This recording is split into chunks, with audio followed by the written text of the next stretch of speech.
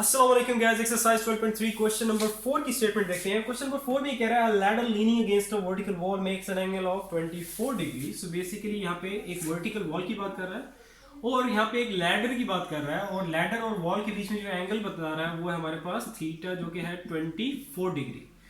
So next वो आगे कह रहा है कि हमारे पास ये तो आ गया angle between wall and the ladder.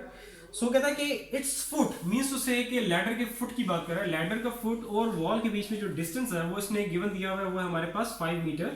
सो ये आ जाएगा हमारे पास 5 मीटर। इनको मैं इसकी जो वर्टिसेस है उसको लेबल कर देता हूँ ए बी, और ये आ जाएगा सी, और ये आपके पास राइट एंगल ट्राइंगल बन जाएगा। सो नेक्स्ट वो कहता है कि जो फाइंड क्या करना है, find its length means to say कि जो लैडर है उसकी लेंथ फाइंड करनी है, उसको मैं एक्स लेवल कर देता हूँ।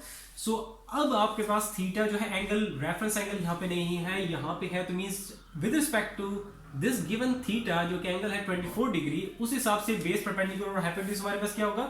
अब थीटा यहाँ पे है तो with respect to this theta हमारे पास ये हो जाएगी बेस, ये आ जाएगा परपेंडिकुलर, और ये हो जाएगा हमारे पास हाइपोटेन्यूज। तो इस राइट एंगल ट्रायंगल को सिलेक्ट करते हैं और देखते हैं कौन सा ट्रिग्नोमेट्रिक फंक्शन यूज होगा।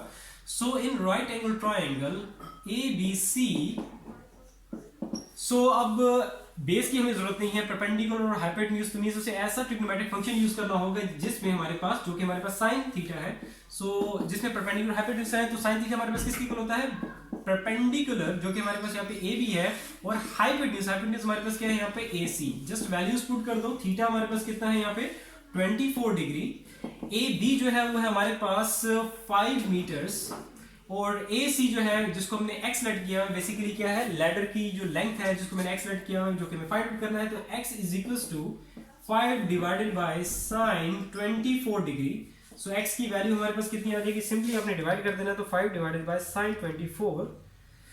सो ये आपके पास आ जाएगा 12.29 यूनिट, हमारे पास क्या आएगा, मीटर्स। सो ये आपका आंसर आ गया। सो वंस अगेन फिगर में कोई प्रॉब्लम है, स्टेटमेंट की अगर समझ नहीं आई, और ये साइन क्यों यूज किया है, कॉस टैन क्यों नहीं यूज किया, और कुछ भी आपके पास इशू है कहीं पे भी, तो प्लीज जो भी प्रॉब्लम है साथ शेयर करते रहो, ताकि मैं साथ साथ सॉल्व करता रहूं प्रॉब्लम्स आपकी। सो इंशाल्लाह नेक्स्ट वीडियो में मिलते हैं क्वेश्चन नंबर 5 के साथ। अपना बहुत सारा ख्याल रखो। अल्लाह हाफिज।